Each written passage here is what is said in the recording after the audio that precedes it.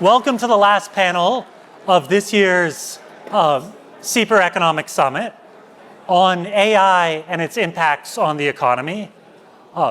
As you know, we had to make a last-minute scheduling change, and I'm very grateful to my Stanford colleagues for stepping up at the last minute for what I think will be a timely, deeply informative, and entertaining panel. So let's see, starting at my left, we have Erik Brynjolfsson. Erik is the Yang and Yamazaki professor at Stanford HAI. He's a senior fellow at SIEPR, and he's the director of the Stanford Digital Economy Lab. I think probably most of you know Erik. He is one of the world's leading experts on the economics of technology and artificial intelligence. Next, we have Chad Jones. Chad is the Stanko 25 professor of economics at Stanford GSB and also a senior fellow at SIEPR. He's a leading scholar on economic growth and has recently turned his attention to understanding the potential effects and harms from AI. And then last but not least, we have Erika McEntarfer. Erika is a distinguished policy fellow here at SIEPR. Prior to that, she was commissioner of the Bureau of Labor Statistics. She's a labor economist with a long career in public service who regularly advises policymakers on AI's labor market impacts. So I'm going to start with some questions. I'm going to direct the questions to one of you, but then open things up to the whole panel. And then for the last 15 minutes or so, we'll open it up to the audience and have a robust discussion. So Chad, maybe I'll start with you. You've written about how we face two potential scenarios on AI's impact on our economic future. One is a sort of business as usual scenario for a general purpose technology, for a technological change. And the other is one where AI accelerates growth in a way that we haven't seen in hundreds of years. Could you tell us more about these two potential scenarios and how we're going to learn which one we're on? Sure, fantastic question. A pleasure to be here. I think there's an excellent chance that AI is the most important technology of our lifetime, and maybe ever. So I've been focusing my research on AI for the last 5 years based on this belief. Let me outline these two scenarios that Neale talked about. And I think of them as two extremes, and the truth is probably somewhere in between, but it's helpful to think about the lessons we learn from these two extremes. So the first scenario, let me start with the accelerating growth scenario. This is the scenario that's popular in Silicon Valley, and that I think we've all heard about because the leaders of these AI labs have been talking about it for 10 years or more. I will say, to their credit, the things they've been saying for 10 years are on path now. So I think they deserve to be listened to. So the first scenario is this accelerating growth scenario. And how does this work? Well, it starts with AI accelerating software development, right? And we've already seen this. So Claude Opus 4.5, the model from November, Anthropic gave their hiring exam, their 2-hour coding exam, to Opus 4.5 and said, let's see how well you can do. Opus 4.5 did better than any coder in the history of Anthropic's hiring exams. And so it was already better than the best coders, at least on a 2-hour window, than the Anthropic coders back in November. And we've seen with the release of these models, things are only getting better and better. So automating software engineers is kind of the first step. Once you automate software engineers, you tell the AI to keep improving software, write better software algorithms, write better AI algorithms, and eventually you get to agents that can do anything on a computer that you or I can do. Once you've got something that can automate work on a computer, and we're seeing this. You look at the models that are released just yesterday or a month ago by Anthropic, and the ability to do spreadsheets, the ability to do economically relevant tasks, business presentations that take 4 hours to prepare, on track. So once you can automate computer use, then you work on cognitive labor, right? And you maybe in a decade, let's say, you get to something that Dario Amodei called a country of geniuses in a data center. Any cognitive work that can be done on a computer can be done by one of these AI agents, perhaps that runs 100 times faster than you and me, and then you put it to work inventing new ideas, right? Designing better computer chips, designing robots, simulating robots in virtual reality to do the things with hands that we need to do, designing cures for cancer and medical advances, right? And once you've got robots run by AI, then you're in this situation where we have AI agents that can do anything a human can do, cognitively or physically, and yeah, that stands a good chance of accelerating economic growth. And again, we're kind of on path for this over the last 10 years. So that's the first scenario that people in Silicon Valley talk about. The business as usual scenario is one that's near and dear to my heart because it's based on a graph that I've built my career around. I wish I could show it to you here, but just imagine a straight line. That's GDP per person. Living standards in the United States over the last 150 years on a log scale instead of a linear scale, right? Straight line 150 years with a slope of 2% per year. Okay? So that's a great fact, but it's particularly interesting when you put it in historical context. You realize 150 years ago, electricity and its application was a glimmer in Edison's eye, and then we spent 50 years applying electricity throughout the economy. Then you invent the internal combustion engine, right? Spread that throughout the economy. It transforms the world. Jet engines, antibiotics, transistors, semiconductors, information technology, the internet, these are all major, huge advances that change the world, and yet straight line. Right? So the question is how to square that straight line with all these incredible general purpose technologies that you might have thought they did transform the world, but they didn't change the growth rate. Why? Well, we don't know the counterfactual, right? And I've written a paper about ideas getting harder to find. And so I think the steam engine runs out of steam. If you never invent another paradigm, then growth is naturally going to slow down, right? If all we had was electricity and nothing else, yeah, we would have diffused it throughout the economy, it would have transformed businesses, but then growth would have slowed. And so by this view, the business as usual view, AI is just the latest transformative, incredible technology that might let us maintain 2% growth for another 50 years. Now, the truth is presumably somewhere in between, and thinking about where it is in between may be something I'll come back to with the next question. But how do we tell which of these worlds we live in, I think, is an incredibly difficult question. I've taken enough time. Let me let other people talk. Yeah. I thought that was a great summary of the views. I'm much closer to the optimistic one that you laid out really nicely there. And I think the data, as you said, is beginning to come in more and more along those things. There are a lot of bottlenecks that are slowing it down. Call it the productivity J curve, because even though there's amazing progress on the technology, just breathtaking, within 30 miles of here, there's a lot of stuff being invented as we're speaking that will impress us tomorrow. But actually implementing in organizations is much harder and takes time. And I think a lot of people in Silicon Valley underestimate how long that takes. That said, we're already seeing some evidence of this. I wrote an FT article a couple of weeks ago guesstimating that productivity would come in like 2.7% in 2025. It came in at 2.8%, so a smidge better than that. And that numbers bounces around an awful lot from month to month, quarter to quarter, year to year. So I wouldn't put too much on that. But if you look at what's happening in the field, there are a lot of applications. Chad mentioned coding, call centers, sales, writing, where people are documenting causal estimates of double-digit, sometimes even triple-digit productivity gains.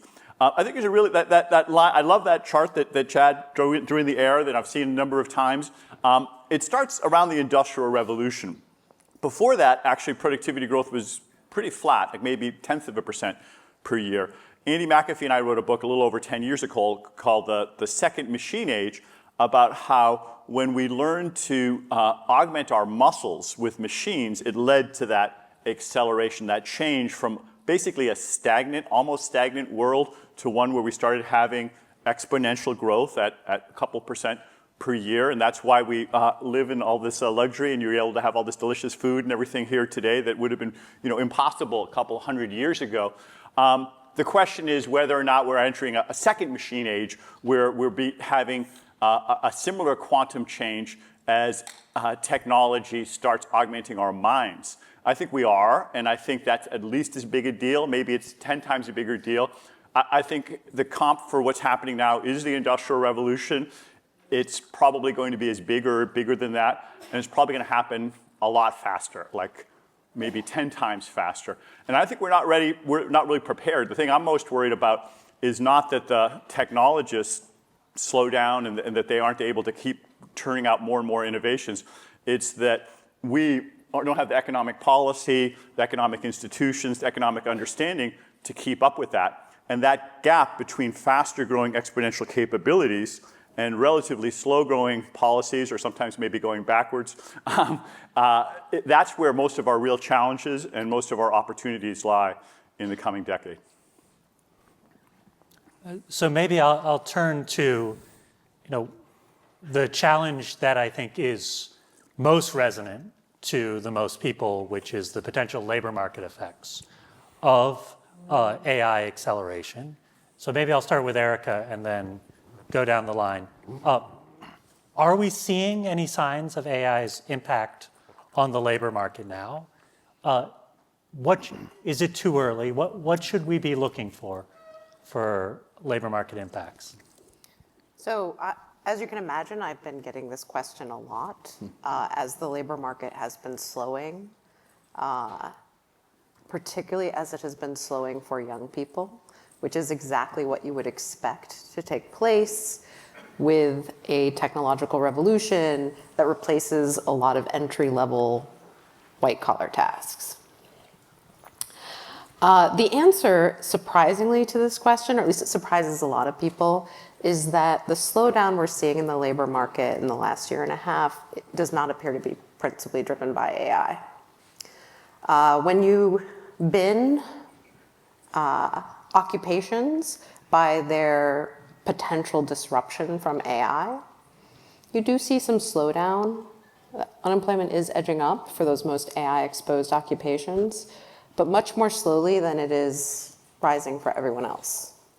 So the slowdown that we're seeing right now is actually concentrated in occupations that we're not actually expecting much disruption from AI, more labor, manual labor kinds of occupations where the models are not yet somewhere where they can disrupt. So you see something very similar when you look at, instead of unemployment, you just look at occupation trends. So software development, software developers, potentially the most exposed occupation to disruption from AI. We're still on the same long-run trend that we've been on since 2012. So there's actually a lot of stability happening in the labor market right now. To the point that Chad was making earlier, this is not necessarily surprising. It shouldn't surprise you. As rapid as this technology is advancing, historically, firm adoption has more frictions, as Erik was mentioning, and it does go more slowly. So partly what is happening here is that we're starting to see businesses experiment with AI, particularly outside of the tech industry. It is going more slowly. It is more experimental. It is more things at pilot stages. Julia spoke earlier about being on the board of companies and talking about all of the concerns that exist about security, privacy. I've talked to some former executives at software companies who are like, we're not talking enough about the litigation risk and who's going to bear it. So there are a lot of frictions that will need to be resolved. And so we're still just in very, very, very early stages. Erik, can I ask you to weigh in on this? You wrote a, I think widely circulated, influential paper titled "Canaries in a Coal Mine," showing sharp decreases in hiring of young computer programmers. How do you think about the micro evidence and the macro facts? Sort of how are you balancing these? Well, I agree with Erika that it's still early, and if you look at the aggregate data from government and other sources, you don't see much. If you look at aggregate data from the ADP data source, which is what we use, the world's largest payroll processor, you don't see all that much. And when we first looked at it with my team, I was like, okay, so there's not much there. But then we sliced it in different ways, and you could look at different subgroups. So one thing you can do, there are a number of rankings of how exposed occupations are, and Erika referenced this. There's one by Alando et al., Daniel Rock, one of my former students, that ranks, you can rank 950 occupations based on how exposed they are, or Anthropic has one of those. So if you use that ranking, and you start dividing up, you see glimmers of something. But then if you slice it one more way, which is by age, and Erika mentioned this as well, then you start seeing some really striking effects. And you do actually see, for software developers, that there's been about a 20% decline for entry-level people aged 22 to 26. That's one of the more exposed occupations. For call centers, about a 15% relative decline. The mid-career people are doing okay. The more senior people are doing well. Interestingly, if you look at the other end of the exposure index, young people who are entering things like home health aides or things that are LLMs really don't do well at all, they actually had slightly growing employment. So when you mash it all together, some of these things kind of cancel each other out, but these subcategories are pretty striking. And that's, we call it canaries in the coal mine because I think that they may be some early signs of what we're seeing. Right now, it's not enough to make a big effect on the whole market. But when we first published the paper, the number was about 13%, or it's about 11% actually for those most exposed occupations, the 20%, the quintile that was most exposed. Since then, every month we get more data. We have about 5 more months of data. Now it's about 17%. It's basically been growing by about 1% per year. So I don't know whether it's appropriate to extrapolate that or not, but if it were to continue like this for another 6 months or a year, we're going to start seeing much more striking effects. It's also beginning to spread into some of the other age groups as we look at the more recent data. We don't see quite as much on the wages. We see a little bit of an effect there. And I was thinking about that a little bit. Part of it, of course, is that most of the effect was in people not hiring, not so much people actually like giving people a pay cut or anything like that. It's also true, David Otter and Neale Thompson had this nice paper where they showed that if you every job can be thought of as a bundle of tasks, and if you automate some of the less skilled parts of a job, then the remaining tasks are actually more valuable and the wages can go up. If you automate the more skilled parts, then the wages go down. So it's kind of ambiguous depending on which parts you automate. And in the case of software, it does appear that some of the lower skilled tasks are the disproportionate ones being taken over by the technology. One last point that I think is just to leave with a ray of hope or some encouragement here is you could also look at how people were using the technology. And looking at the prompts, some people were using the technology primarily to eliminate tasks, automate work. That was actually the majority of folks. There are other folks that were using it to learn new skills, to augment, to be able to do new kinds of tasks. Both groups got productivity gains, but the second group had growing employment while the first group had falling employment. So that does suggest that the technology can be used in ways that augment and expand the set of things we do, allow us to do new things, and in that kind of a world, you actually have more employment and more productivity. So let me turn from sort of the state of play and projections about AI's productivity and labor market effects to, I think, a brief detour on what, if anything, we should do about it. Either on the productivity side, on the existential or other serious risk side, on the labor market side. Chad, I know you've done some thinking about potential catastrophic risks, so I don't want to end on that note. So I figured we cover it now, and then we can return to less doom and gloom topics. You're a master lead of our panel by putting the existential risk here so we can end on a happy note. I do think these catastrophic risks are something we should absolutely take seriously. And I think one piece of evidence for that is if you look at these AI labs, all the famous names that are in the news, Sam Altman, Dario Amodei, Demis Hassabis, down the line, all of these people are people who in the last 5 years have been warning us that these catastrophic risks are serious and we need to, we need to consider them. So they've each said things, very vocally about how AI may be more important than electricity or the internet, but more dangerous than nuclear weapons. So I think the first point is this is absolutely something we should think about and talk about.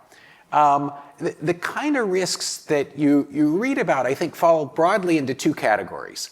One I'll call the bad actor risk, and the other the alien intelligence risk. And I think the bad actor risk is a great one to start with because that's something that I think we can all get our hands around, right? So imagine ChatGPT 8 several years from now, and imagine it's this incredible oracle that has access to all of human knowledge. It's mastered all of human knowledge. It can combine all of human knowledge in new ways, and yet we don't have the right guardrails around it, the way we don't have the right guardrails around all of our AI models now, so that a bad actor somewhere in the world can ask it, hey, I want you to design a new virus that's more lethal by a factor of 10 than Ebola, that takes, 4 months to display symptoms, and, I'll get my little lab, or I'll get the AI to get a lab to help, synthesize this virus and then release it on the world, right?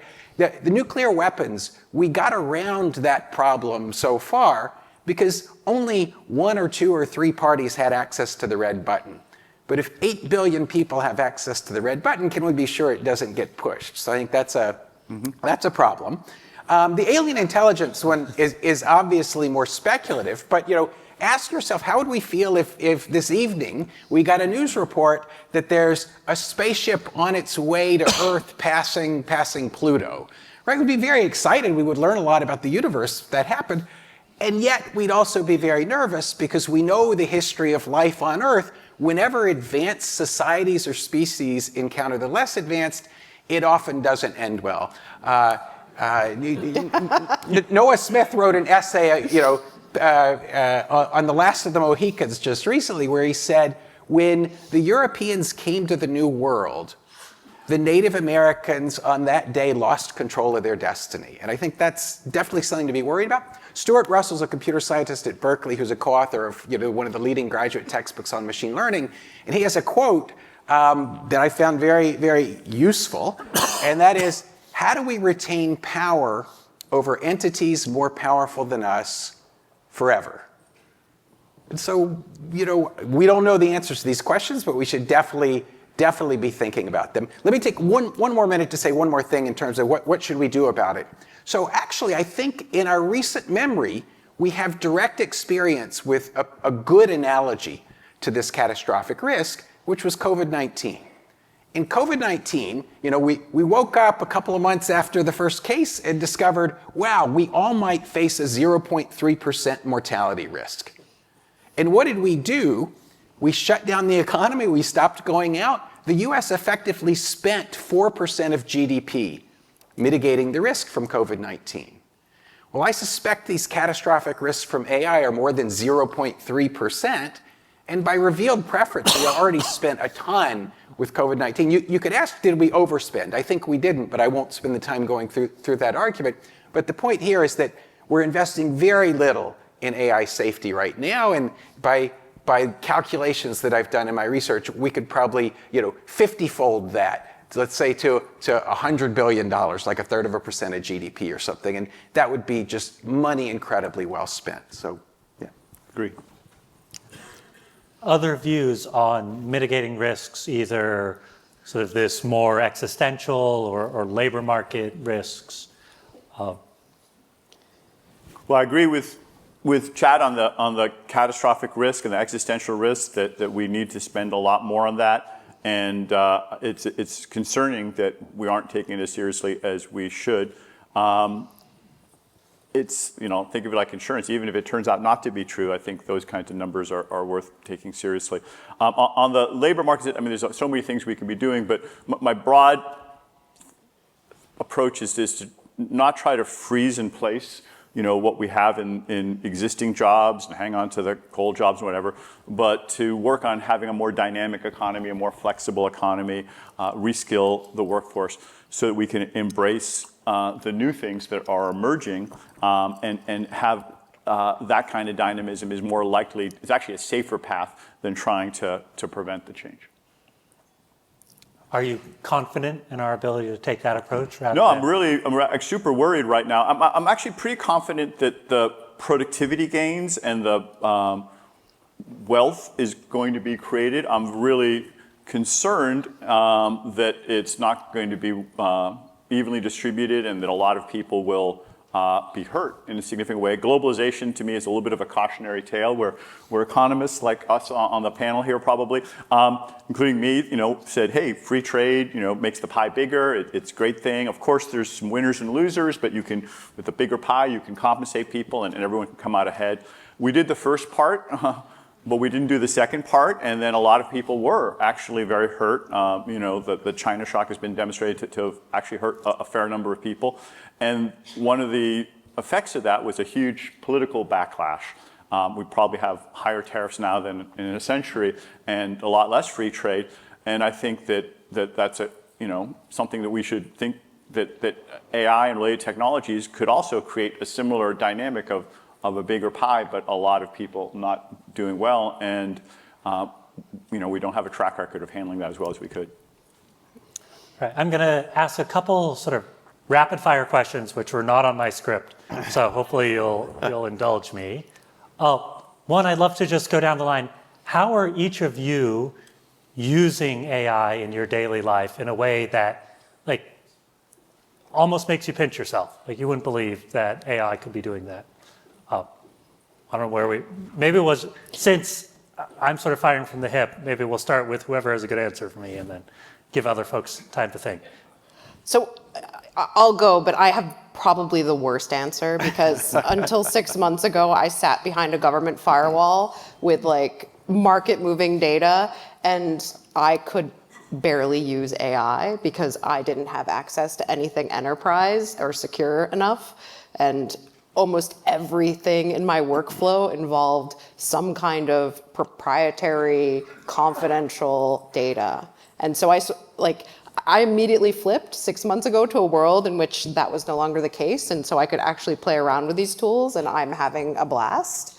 But I am early days in my experimentation. Yeah, maybe I'll go next. So I spend my days writing down mathematical models of economic growth and AI and what's going to happen, and then simulating the models and trying to understand the world that way. And I make tons of mistakes as I'm doing it. And I've definitely been blown away by how good the AI is at catching my mistakes and helping me. So I'll give you one example. The first paper I wrote on AI was, I guess, 6 or 8 years ago.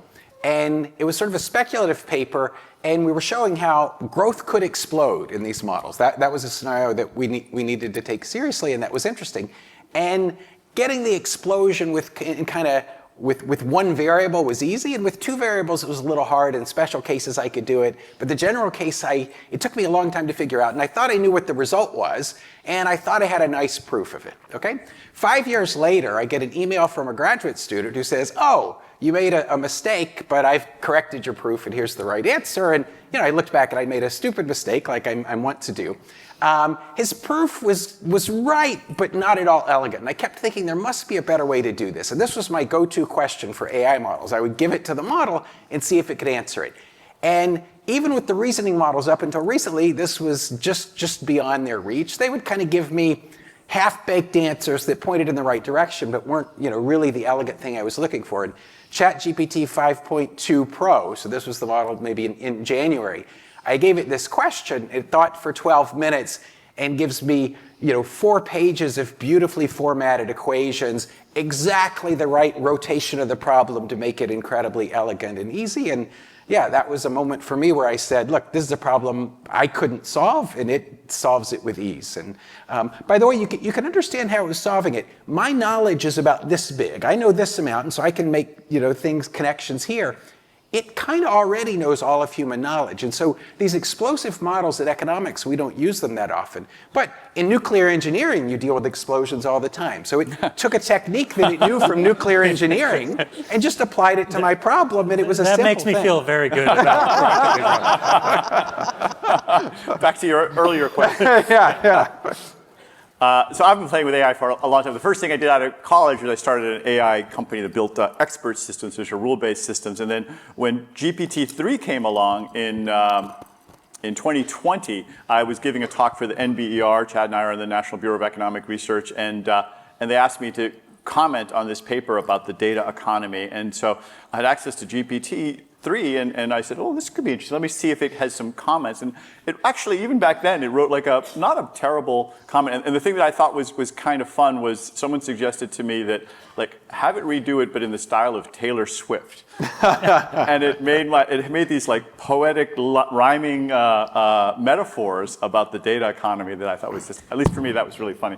But more recently, so one of the things, and you guys can all do this too. I don't listen to like books on tape or talk radio as much anymore in the car. I have a conversation with a GPT or with a Gemini and ask it about some new theory I have or something, or what's the data for something. And I just find it a really fun kind of conversation. One of our colleagues, Bengt Holmstrom, was visiting from MIT here a few months ago, and he told me that every morning before he gets out of bed, even, he just has like an hour-long conversation on these. He showed me the transcripts about how does quantum computing change option pricing. Anyway, it's like, whoa, that's anyway. So I think it's become kind of an intellectual partner for a lot of us that we can riff ideas. It still makes mistakes, like Chad was saying, and we make mistakes. So you sort of have to like keep it honest a little bit. But for me, it's been just a really fun intellectual partner. Excellent. So other question, then we'll turn to the audience. Advice for young people. I think young people are excited about this technology, especially when their homework is due in 12 hours. And 12 hours, starting out early. I think they're also worried, right, that the first ladder, or the first step on the career ladder, may be dissolving. Well, I'm sure you've got these questions from your students in panels before. What's the advice you have? So I'll go first again. So I speak both as a labor economist, but also as someone who employed a lot of young people. Education is an amazing thing. You will learn an enormous amount.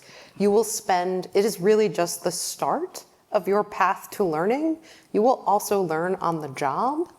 Like really what you want to do as a young person is learn as much as you can, get in a promising door, and then keep learning and just keep going. And never underestimate like just how valuable being a person who can get stuff done for your boss is, regardless of your skill set. So that's my general advice. Yeah, no, that's great. I think, echoing a little bit what Erika said, it's never been easier to learn. These models are just great thought partners, and you can learn more easily than ever before. I think that's important. The other thing I'll say a little bit back to my two scenarios. Where do you find us in between those scenarios?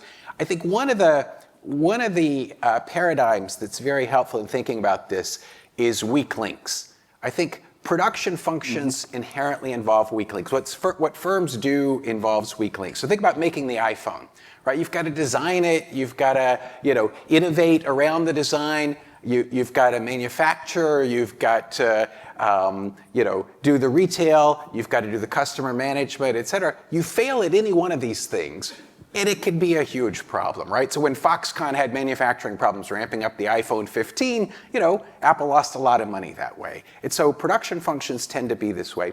One implication of that, it turns out, in looking at these two scenarios, is that the change comes more slowly than you'd think, because we've always got these weak links that are not yet automated, and those weak links provide opportunities for people to do very productive work, and as Erik said, it gets more valuable. So Erik and I were at this first NBR Economics of AI conference 10 years ago, where Jeff Hinton, Nobel Prize winner Jeff Hinton, inventor of deep neural nets, made this famous statement that you've probably all heard before. 10 years ago, he said, we should stop training radiologists immediately because we're not going to have any more radiologists in 5 years.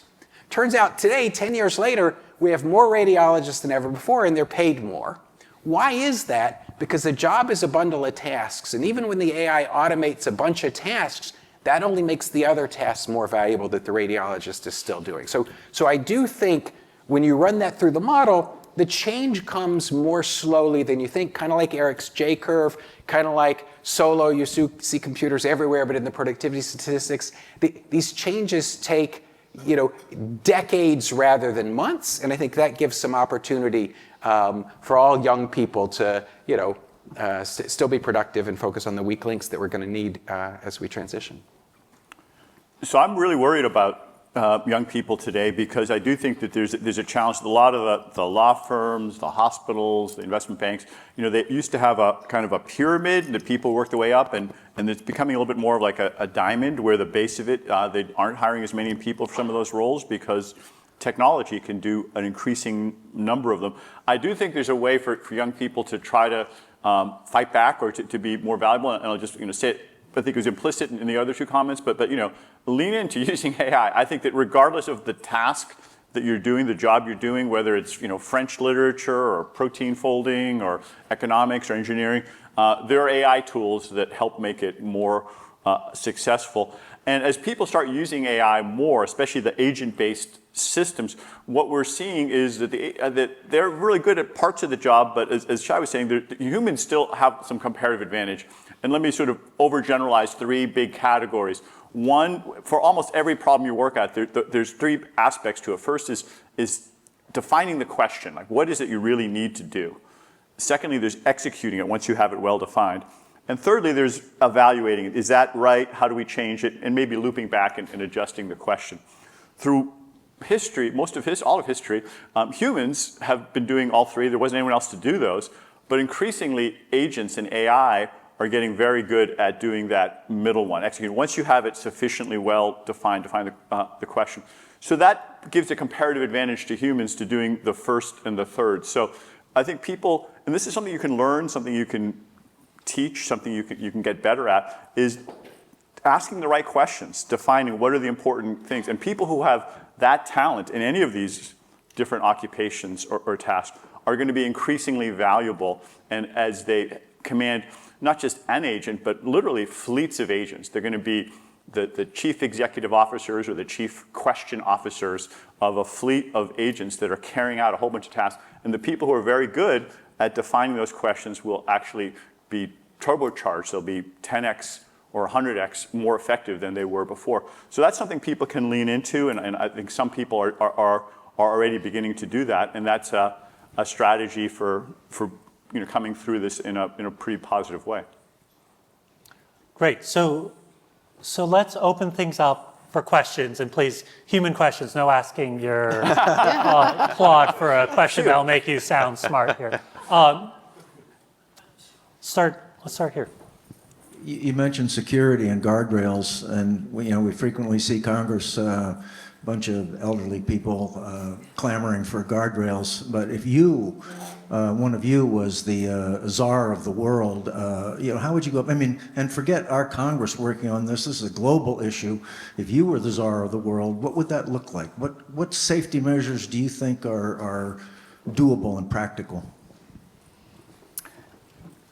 Yeah, I think a couple of things are worth noting. So first, narrow AI instead of broad AI. So there's a question of, do we want to create this super model that has all of human knowledge and can answer any question, which is kind of the path we're going down now, or do we want to create narrow models that are each good at individual things? So think about AlphaFold and the protein folding and the models that DeepMind is doing related to science. Many of these are very narrow models, and in many ways, the healthcare, solving medical problems is some of the most valuable things we can be doing. And so a bunch of narrow models targeted to drug design or curing cancer or protein folding, et cetera, I think these things are very valuable and perhaps less likely to pose risks. So I think that's one thing. The second thing I think we could do in an ideal world, I think Dario Amodei and Demis Hassabis were on a podium like this, maybe in India, where they said, if Dara and I were the only ones doing this, we would definitely slow down. So again, they're very aware of these risks. So we could slow down. how would we do it? I think that is very difficult, but you could imagine a twofold thing. Tax the GPUs. So economists like to tax the externality in some sense. And if these really fast computer chips are causing problems, tax them maybe at a high tax. That has the advantage that all around the world people are using our chips currently. And so putting a high tax might slow everyone down. That would give you a source of revenue to fund research into safety. Sometimes people say, but what about China? If we do the tax, we slow down, they get the AGI, and then we're all in trouble. The advantage of this approach, though, I think, is that it moves it from a problem where 8 billion people have red buttons to a problem where 2 people have red buttons. China also doesn't want to see this go bad, and so I think there's a negotiation there. And we have practice with international organizations and third-party verification, at least where we went through this before. So I do think it's a narrow window. I think it's very hard to get right, but I think pushing in that direction would probably be very productive. So when I hear the scenarios you described, to me, the optimistic case is actually the 2% growth versus the exponential growth. And obviously, the disaster ones are not good. In the exponential growth, which everyone touts as being great, I've never heard anyone really explain how that would work. When most people are not working, only a few owners of capital are probably getting all the returns. What's the society in which that actually is functional versus a totally dystopian society? Do you want to? Oh, Chad, that's I can start. I can add to it too, but maybe, I think it's. I do think Erik touched on this already. I think the world where growth explodes is very likely a world of great inequality. Right? I think the people who own the machines are going to do very well. The people who own the AI are going to do very well. The people who don't own the AI could fall behind considerably. So historically, in our economy, if you think about how it works, our labor is our key endowment that we use to trade for consumption and resources and everything else. Once machines can do everything humans can do, your labor, in a relative sense, is worth a lot less. I actually think in many models that we write down, wages continue to grow. It's just they don't grow nearly as fast as capital income. So the capital income share could easily go to 100%.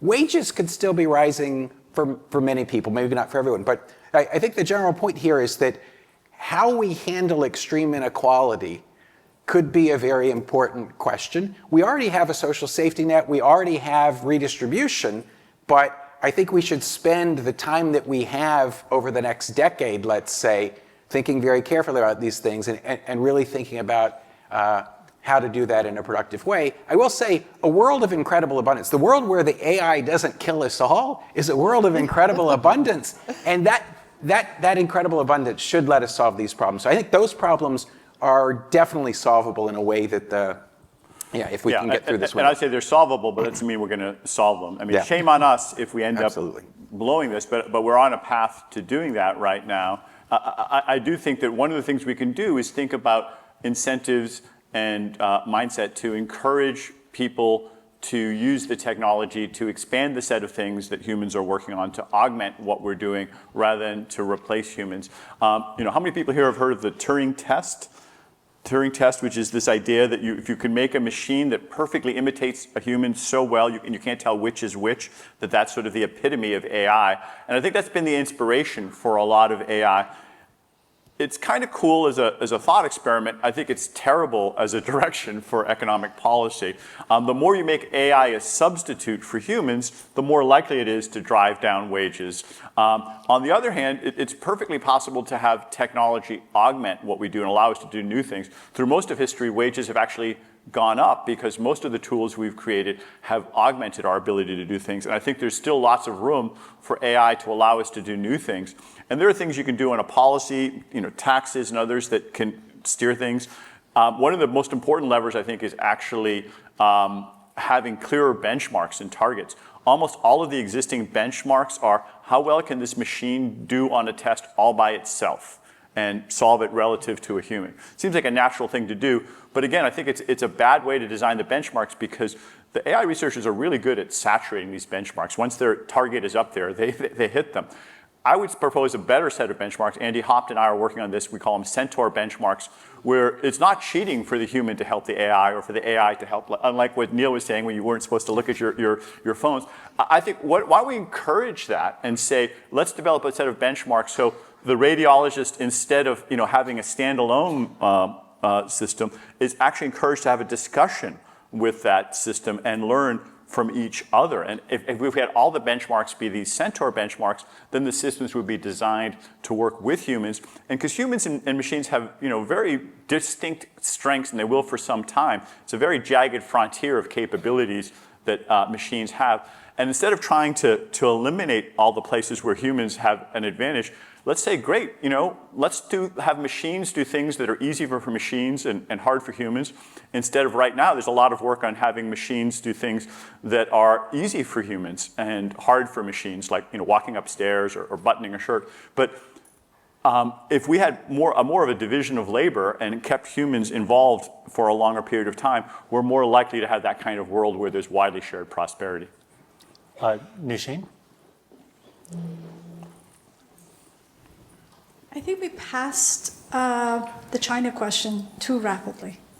We are in an economic Cold War with China, and the deciding game is AI. And AI impacts everything. So innovation with AI could, in fact, solving for healthcare. It will matter in defense, how we fight each other, potentially. Hopefully we don't have to, but you can see that fights happen. And so the concern about AI suffocating innovation and ceding AI leadership to China is a very serious one. And I think the fact that EU either cut and paste Biden policy or was the other way around, it's quite restrictive already. And if EU implements AI the way it has defined it, it could actually work in our disfavor because the fight is over systems and standards. It's not about this little company versus that. It's not Alibaba versus AWS. It's about what AI do countries of the world use. And to the extent that China has cheap things like DeepSeek, et cetera, people use their models. I don't want to live in a world where Chinese AI rules the world. So I'm very concerned about this fear factor suffocating innovation in this country because I think it's a matter of saving the Western civilization.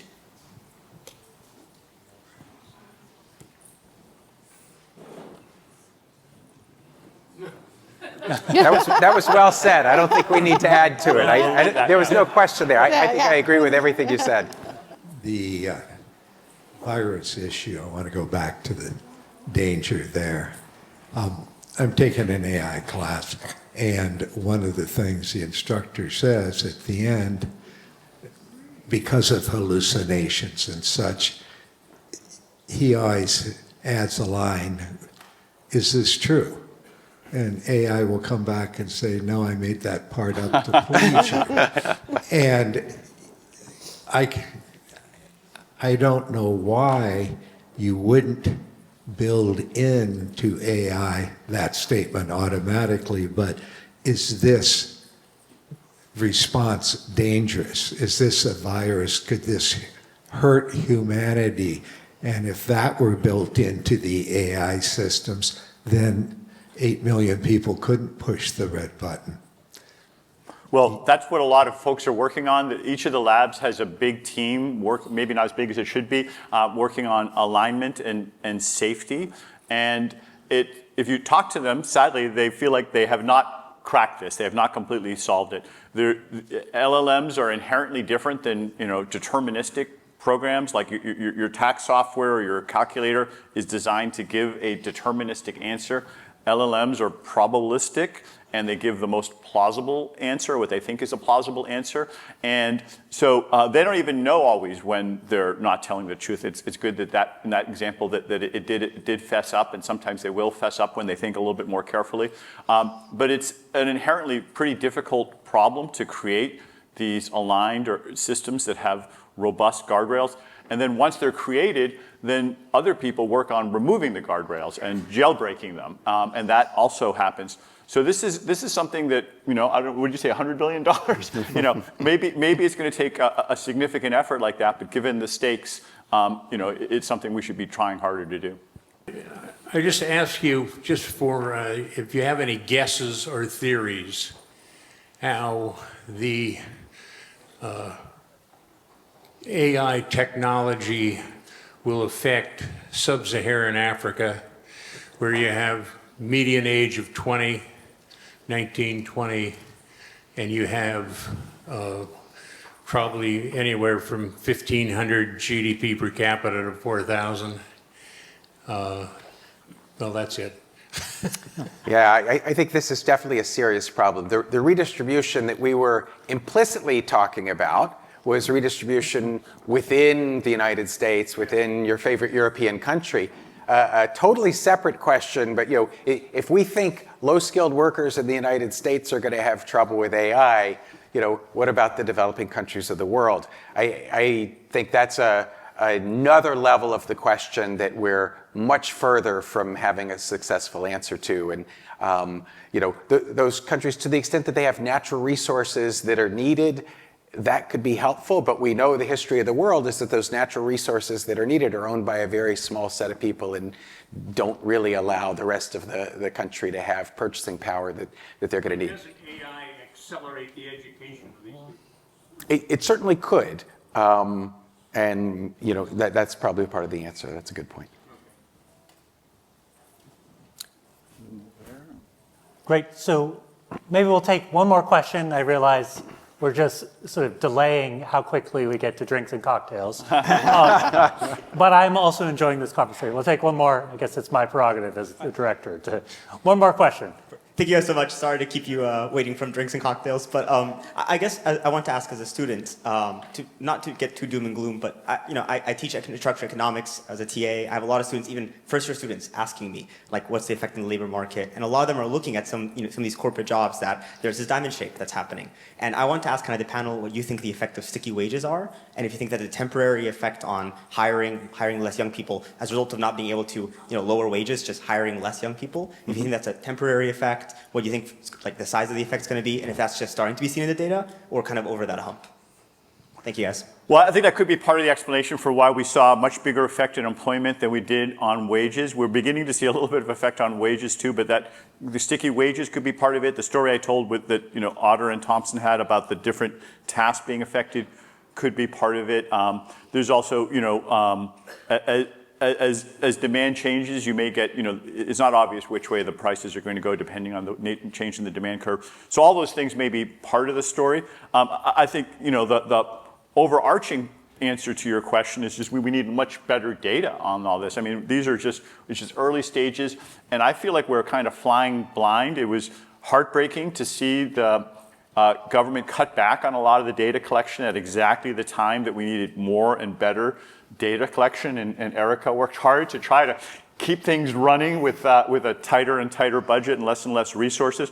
I don't know if we should spend $100 billion, but we should spend a lot more on getting visibility into this epic disruption that we're flying into right now, because we can try to imagine what's going to happen in the next 5 years, and I don't know if we'll be right or wrong. The best thing is to have good data and rapid response, have a dynamic economy, and to be able to react to that. And we're not putting in place the infrastructure to be able to do that, but we could.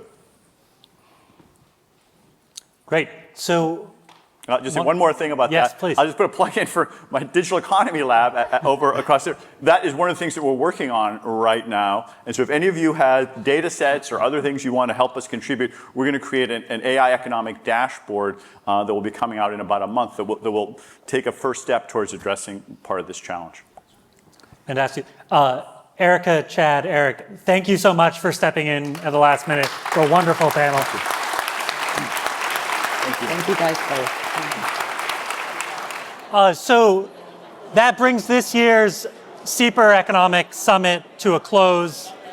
I want to thank our keynote speakers and panelists for their insights in invigorating discussions. I want to thank all of our generous corporate sponsors. I want to particularly thank my amazing SIEPR staff, especially our events team, Sherry Lynn, Afalia, I don't know where you guys are. Lindsay Thompson, Lisa Bach, you guys are incredible. You were working before I woke up this morning. You'll be working well into the night. This has been quite a month, a week, an incredible day. It's my privilege to work with all of you. I want to thank all of our supporters, advisory board members. I look forward to seeing you at upcoming events. If you're sharing on social media, please tag us, listen to our podcast, get involved, send me an email. Thank you all for being here, and please enjoy the reception.